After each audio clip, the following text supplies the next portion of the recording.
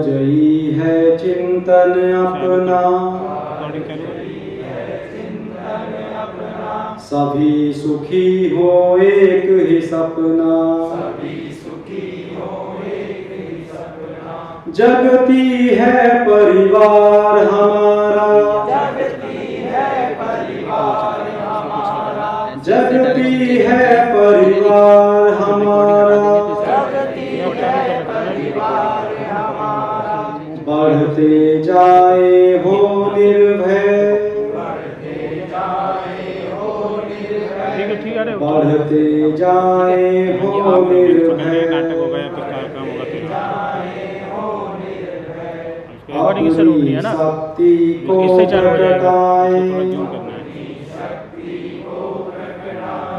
स्नेहामृत पल पल छलकाए, भेद अभावों को हरना है,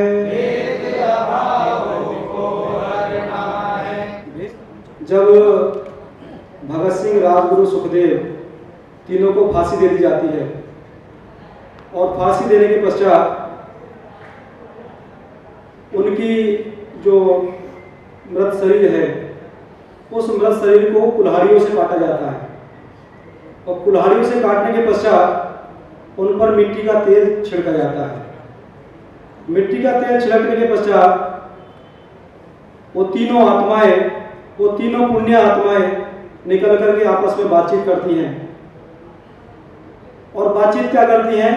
वो बातचीत ये करती है कि हमारी कुर्बानी, हमने जो बलिदान दिया है अपना, उससे जो सामने बैठे हुए युवा हैं उन पे क्या छाप पड़ने वाली है।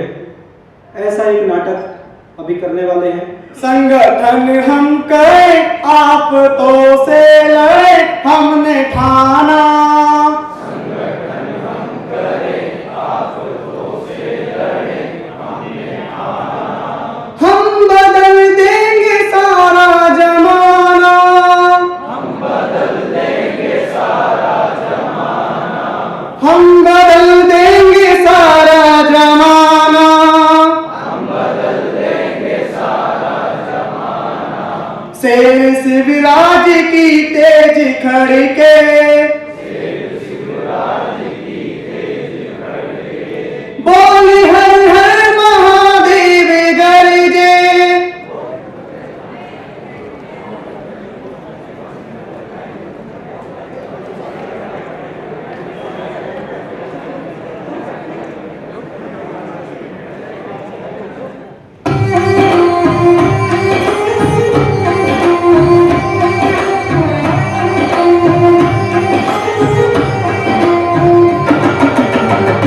देश में चलो, देश में चलो, देश में चलो, देश में चलो, देश मांगता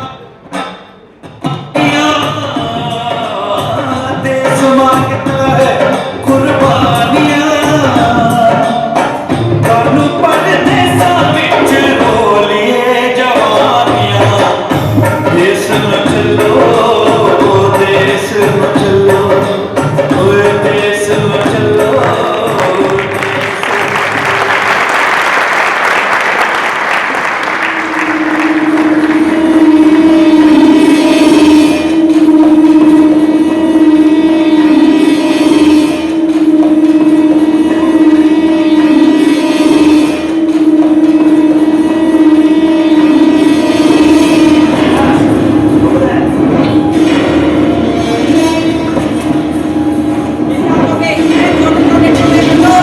कोई भी पहचान न पाए।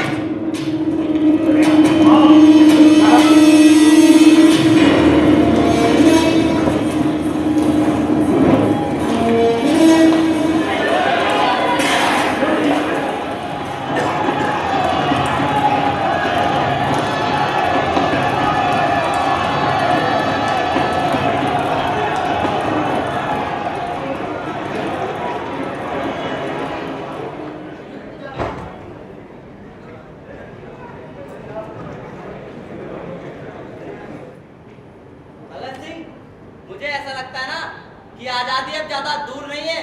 देखना बहुत जल्दी हम आजाद हो जाएंगे। हाँ भाई, तुम देखना किस तरह हमारी कुर्बानी लोगों में जोश भरेगी और अंग्रेजी हुकूमत के खिलाफ ललकार बनकर उठेगी। सब बकवास है, कोई फर्क नहीं पड़ने वाला तुम्हारी किसी कुर्बानी से। क्या हुआ सुखदेव, खुशी के मौके पर तुम कैसी बातें कर रहे हो? और तुम थे कहाँ अभी तक? मैं अंग्रेजों के पीछे उस नदी किनारे तक गया था जहां हमारी लाशों को ले जाया गया। भगत, क्या हमारा देश कभी आजाद हो पाएगा? बिल्कुल होगा सुखदेव, और तुम देखना एक दिन भारत का बच्चा बच्चा इनकलाब जिंदाबाद का नारा लगाएगा। और वैसे तुम ऐसी बातें क्यों कर रहे हो मेरे भाई? कहीं तुम थक तो नहीं गए? हाँ, मैं थक गया हूं, लेकिन अंग्रेजों से लड़ते लड़ते नहीं बल्कि अपनों से लड़ते लड़ते। मैंने देखा कि कैसे हमारे मृत शरीर को हमारे अपने ही भाई कुल्हाड़ी से काट रहे थे, कैसे हमारे शरीर के छोटे छोटे टुकड़े कर मिट्टी का तेल छिड़क कर आग लगा दी गई।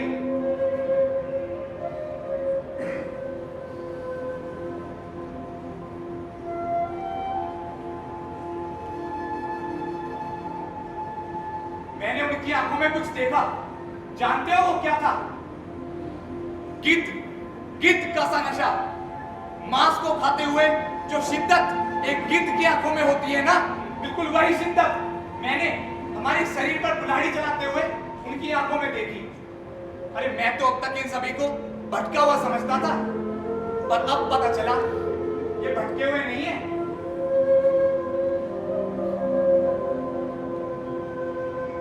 तुम लोग एक बात बताओ, क्या हमारा भारत, क्या आज तक यहाँ पे जितने भी पैदा हुए, क्या कोई भी क्रांतिकारी भारत को आजाद करा पाया?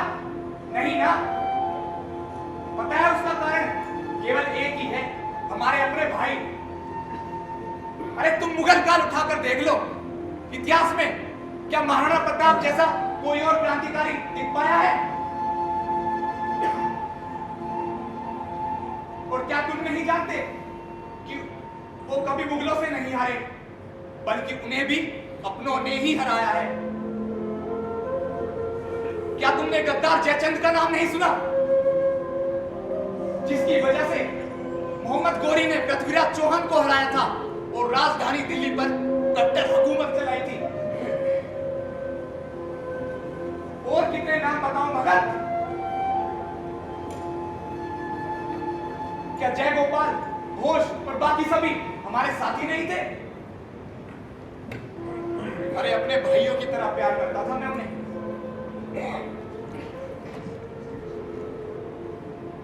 लेकिन उन्होंने क्या किया? अदालत में जाकर हमारे खिलाफ गवाही दे दी ना। ये बिल्कुल मत समझना कि मैं अपनी फांसी का शौक मना रहा हूं। अरे वतन के लिए अगर हर जन्म भी मुझे फांसी पर लटकना पड़े ना, तो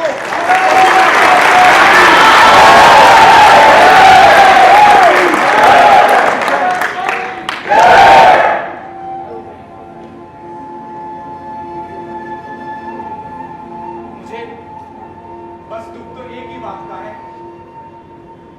बस ये शंका है कि इन देशद्रोहियों के रहते क्या हमारा भारत कभी आजाद हो पाएगा?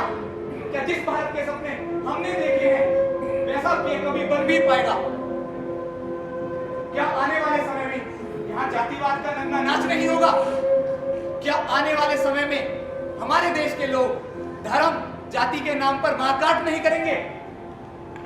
सुखदेव, हम समझते हैं तुम्हारा दर्द। मैं तो बस इतना ही कह सकता हूँ कि तुमने अपने जीवन का हर एक पल, हर एक क्षण धरती माँ के सेवा में लगाकर उनका कर्ज चुकाया है। अब तो सब इन आने वाले नौजवानों के ऊपर है कि वो इस क्रांति को किस ओर लेके जाते हैं। और आज भगत सिंह, राजगुरु, सुखदेव के बलिदान को पूरे 91 साल हो चुके हैं और भारत की आजादी को भी 75 साल पूरे होने वाले हैं। लेकिन आप ही सोचिए, क्या जिस सपनों के लिए ये 3 क्रांतिकारी फांसी पर हंसते हंसते चढ़ गए, वो सपना पूरा हो पाया है? क्या वैसा भारत बन पाया है? और पूरब से लेके पश्चिम तक, उत्तर से लेके दक्षिण तक संपूर्ण भारत एक सूत्र में बन पाया है?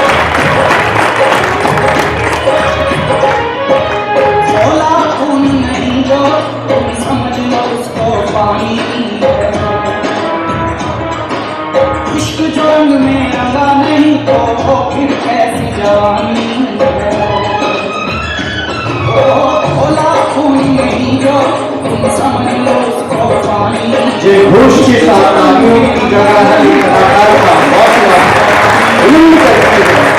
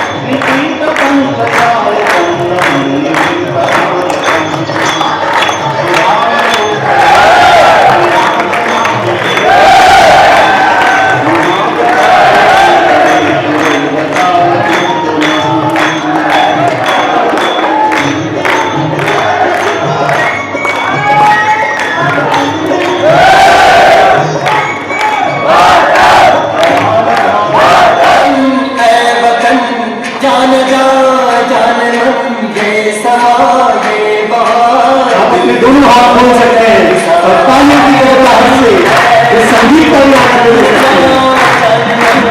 ये समा ये बहार, दिल मेरा जान सा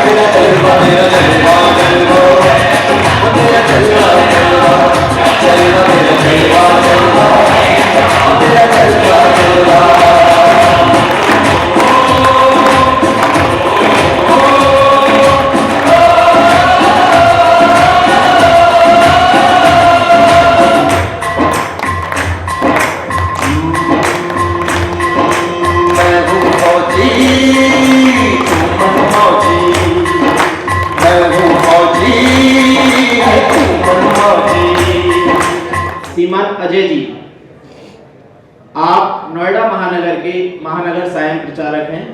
आपका केंद्र नोएडा सेक्टर 27 संग्रहालय है। आप विद्यार्थियों का कार्य नोएडा में देखते हैं। प्रथम पंक्ति में श्रीमान प्रकाश वीर जी,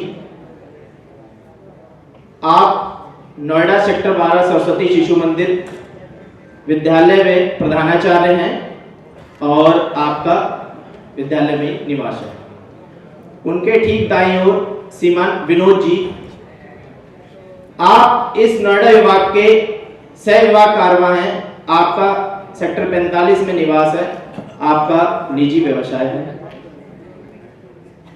श्रीमान हरेंद्र जी, आपका सेक्टर 45 में निवास है और मॉडल पब्लिक स्कूल आप विद्यालय चलाते हैं। आपके सदरपुर सेक्टर 45 में 3 से 4 विद्यालय हैं।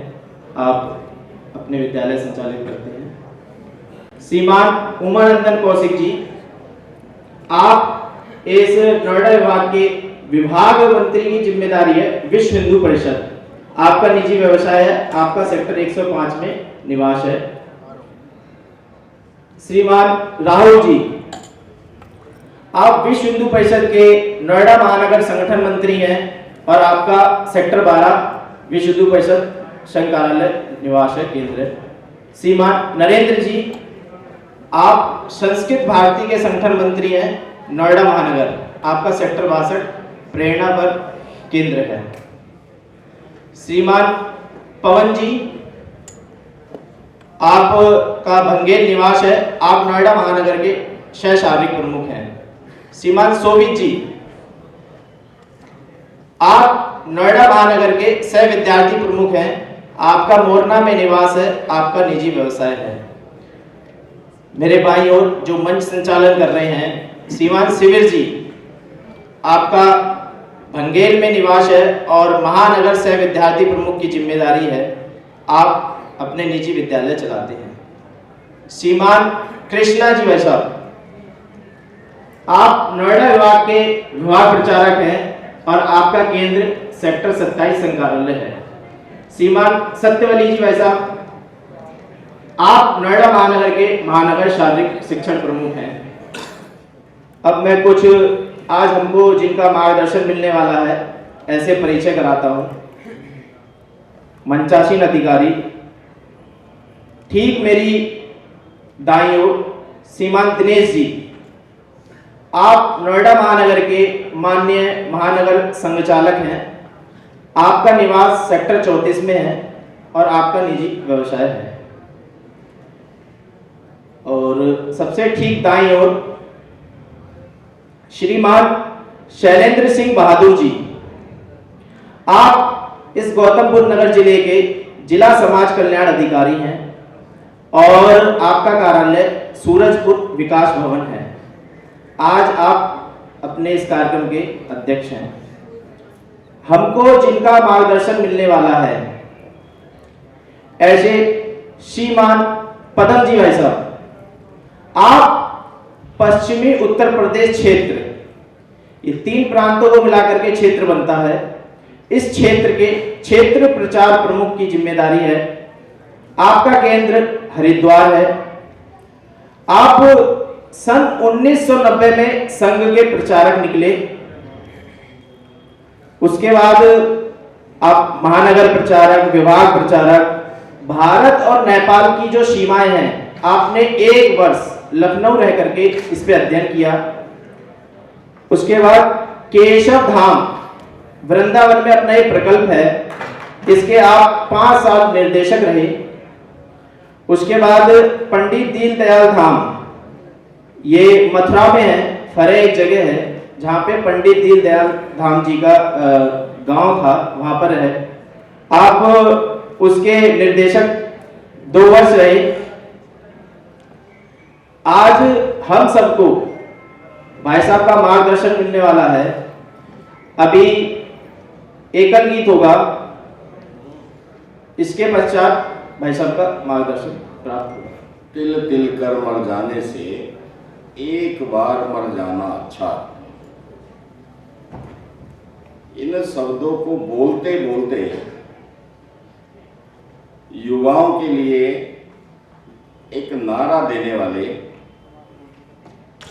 जो अभी भी जब हम कहीं परिवर्तन की बात करते हैं तो अक्सर उस नारे का उद्घोष करते हैं, और वह नारा है इनकलाब जिंदाबाद। ऐसे थोड़ी जिंदाबाद होता है, इनकलाब जिंदाबाद, इनकलाब जिंदाबाद।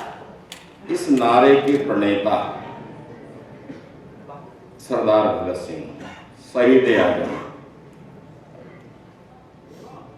उनका स्मरण 2 साथी सुखदेव और राजगुरु, 2 की आयु 24 वर्ष और एक 23 वर्ष। यहां बैठे अधिकांश से बहुत छोटे होंगे, कुछ से कुछ बड़े होंगे। उनकी चर्चा हम करेंगे। उसके पूर्व मंच पर आज के कार्यक्रम की अध्यक्षता कर रहे सरकारी सेवा में लगे श्रीमान शैलेंद्र जी, इस महानगर के संघ चालक श्रीमान दिनेश जी, महानगर विभाग के अन्य पदाधिकारीगण, तथा एक विशेष गौरव के साथ, जो गौरव भगवान के द्वारा हमको प्राप्त हुआ है, और वह गौरव है सबसे अधिक युवाओं वाले देश में जन्म लेने का, जिसको हम भारत कहते हैं। सर्वाधिक युवाओं वाला देश है, और इसलिए किसी कवि ने कहा कि जिस ओर जवानी चलती है उस ओर, ऐसे चलता है क्या? जिस ओर जवानी चलती है उसी का परिणाम है।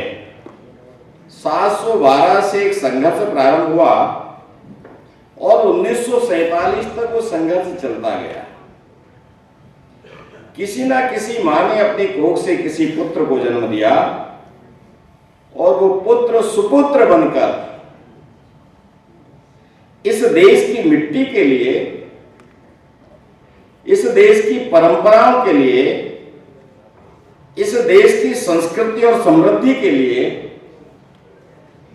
उसने अपने आप को भूलकर, परिवार को भूलकर अपना सर्वस्व समर्पण किया। उस पुष्प की अभिलाषा के साथ, जिस पुष्प की एक ही अभिलाषा, मुझे तोड़ लेना बनमाली, उस पथ पर तुम देना फेंक, मातृभूमि की रक्षा करने जिस पथ जाएं वीर अनेक।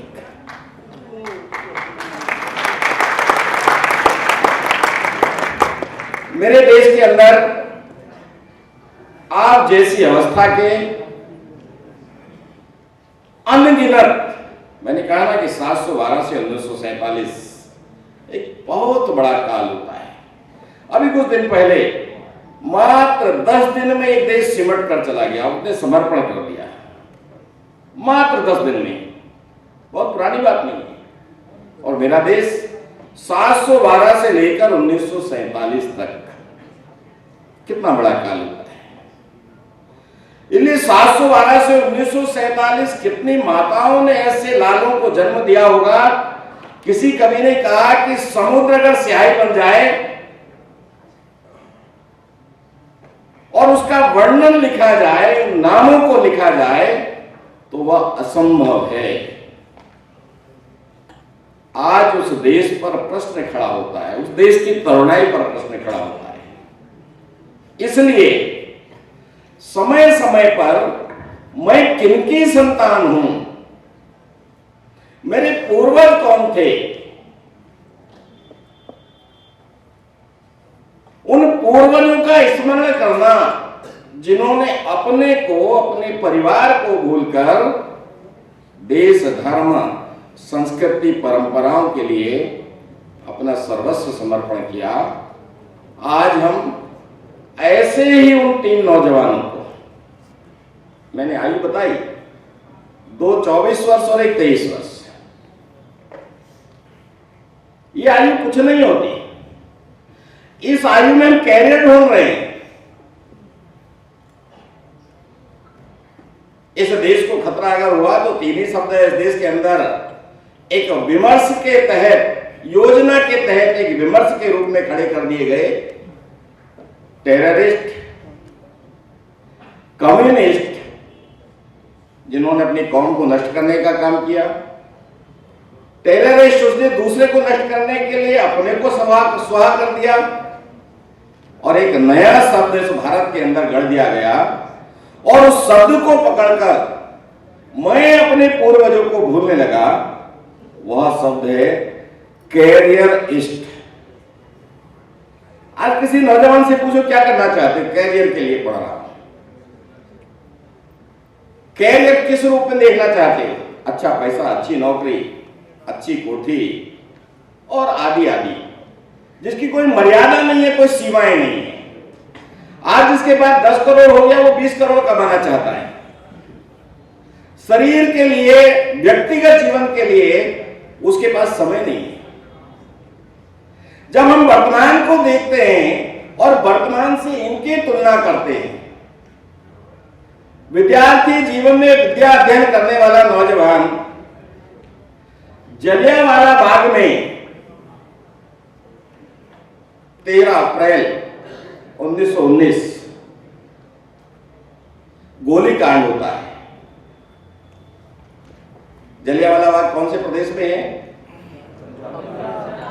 जानते हैं? वो गोलीकांड होता है। बैसाखी का दिन था उस दिन।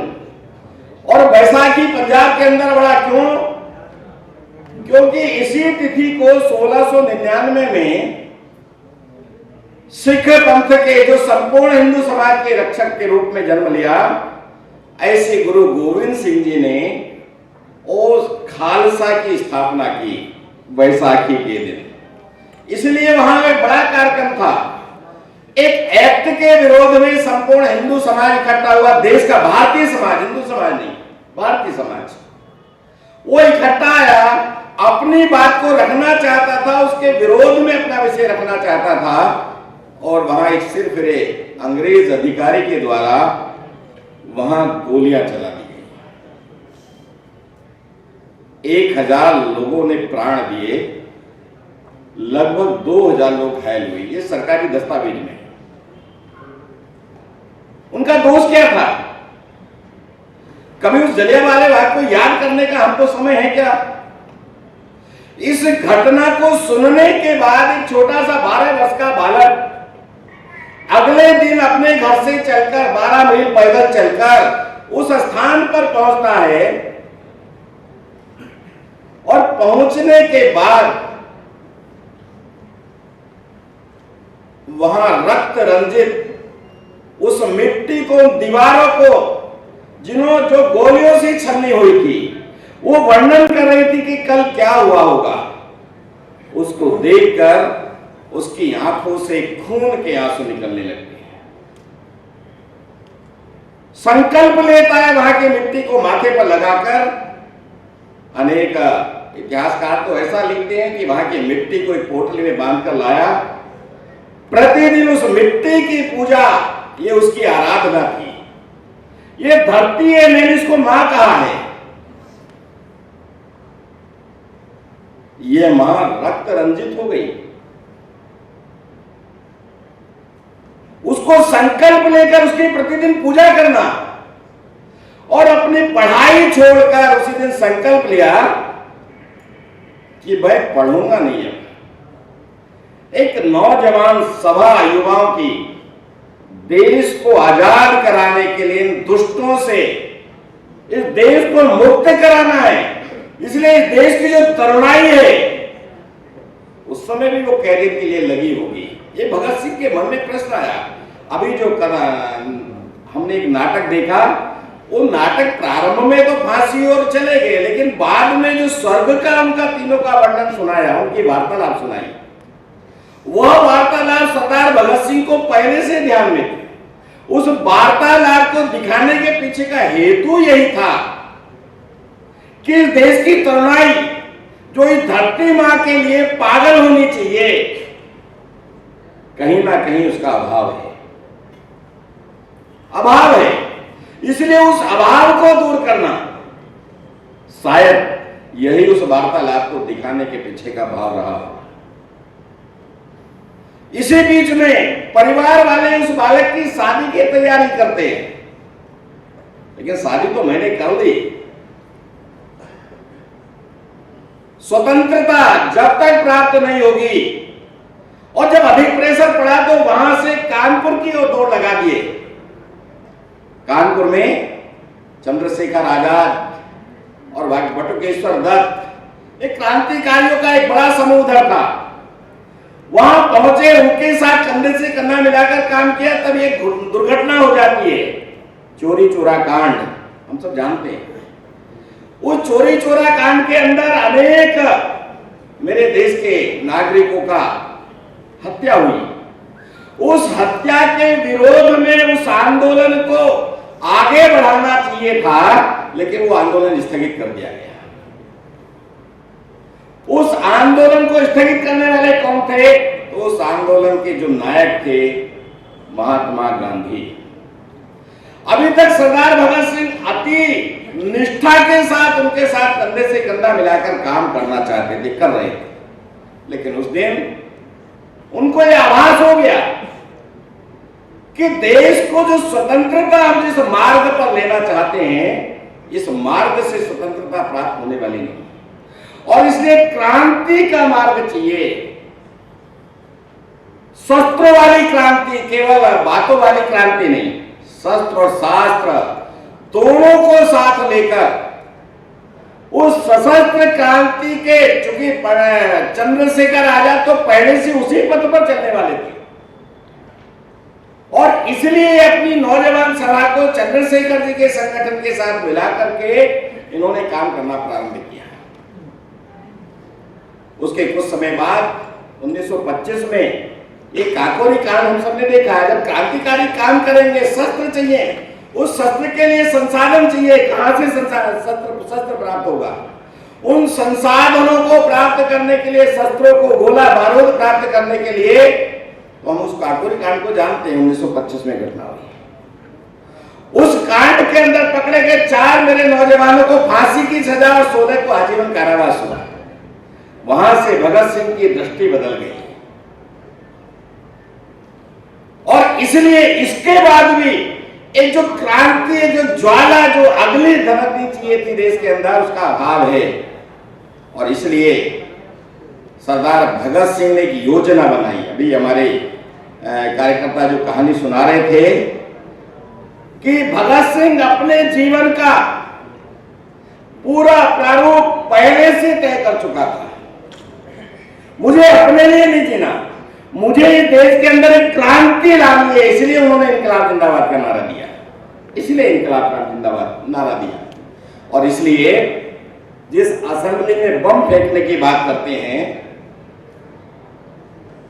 उस बम फेंकने का यह जो भाव मन के अंदर आया, उस भाव के पीछे का जो उद्देश्य था, वो उद्देश्य वही था कि इस देश का नौजवान सड़कों पर आना चाहिए।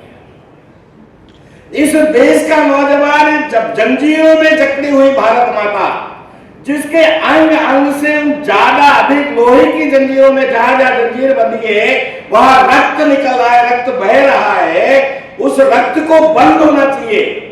उस अपनी मां के, धरती मां के समाधान के लिए देश के नौजवान को मैदान में होना चाहिए।